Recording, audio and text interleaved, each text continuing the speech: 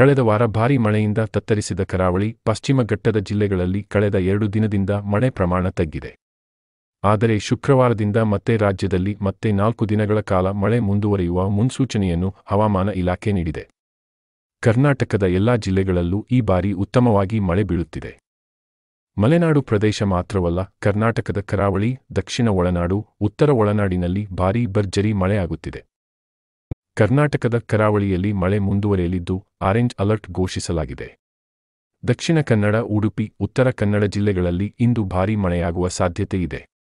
ಬೀದರ್, ಕಲಬುರಗಿ, ಯಾದಗಿರಿ ಜಿಲ್ಲೆಗಳಲ್ಲಿ ಬಿರುಗಾಳಿ ಸಹಿತ ಮಳೆಯಾಗಲಿದೆ ಎಂದು ಹವಾಮಾನ ಇಲಾಖೆ ಮುನ್ಸೂಚನೆ ನೀಡಿದೆ. ಧಾರವಾಡ, ಹಾವೇರಿ, ಕೊಪ್ಪಳ, ರಾಯಚೂರು, ವಿಜಯಪುರ, ಬೆಂಗಳೂರು ಗ್ರಾಮಾಂತರ, ಬೆಂಗಳೂರು ನಗರ, ಚಾಮರಾಜನಗರ, ಚಿತ್ರದುರ್ಗ, ದಾವಣಗೆರೆ, ಕೊಡಗು, ಕೋಲಾರ, ಮಂಡ್ಯ, ಮೈಸೂರು, ರಾಮನಗರ, ಶಿವಮೊಗ್ಗ, ತುಮಕೂರಿನಲ್ಲಿ ಮಳೆಯಾಗಲಿದೆ.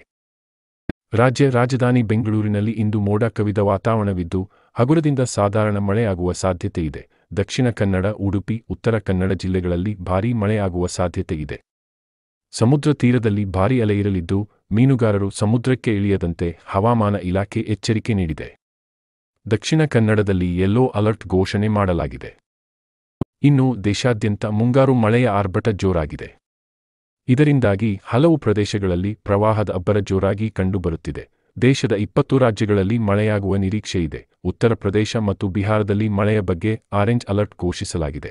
ಉತ್ತರಾಖಂಡ, ಪೂರ್ವ ರಾಜಸ್ಥಾನ, ಮಧ್ಯಪ್ರದೇಶ, ವಿದರ್ಭ, ನಾಗಾಲ್ಯಾಂಡ್, ಮಣಿಪುರ, ಮಿಜೋರಾಂ ಮತ್ತು ತ್ರಿಪುರಾ, ಗುಜರಾತ್ ರಾಜ್ಯ, ಮಧ್ಯ ಮಹಾರಾಷ್ಟ್ರ, ತೆಲಂಗಾಣ ಮತ್ತು ಕರಾವಳಿ ಕರ್ನಾಟಕದ ಪ್ರತ್ಯೇಕ ಸ್ಥಳಗಳಲ್ಲಿ ಭಾರೀ ಮಳೆಯಾಗುವ ಸಾಧ್ಯತೆಯಿದೆ. ಹವಾಮಾನ ಇಲಾಖೆ ಪ್ರಕಾರ ಪಶ್ಚಿಮ ಬಂಗಾಳ ಮತ್ತು ಸಿಕ್ಕಿಂ, ಬಿಹಾರ, ಜಾರ್ಖಂಡ್ ಮತ್ತು ಒಡಿಶಾದ ವಿವಿಧ ಸ್ಥಳಗಳಲ್ಲಿ ಗುಡುಗು ಮತ್ತು ಮಿಂಚು ಸಹಿತ ಮಳೆಯಾಗುವ ಸಾಧ್ಯತೆಯಿದೆ.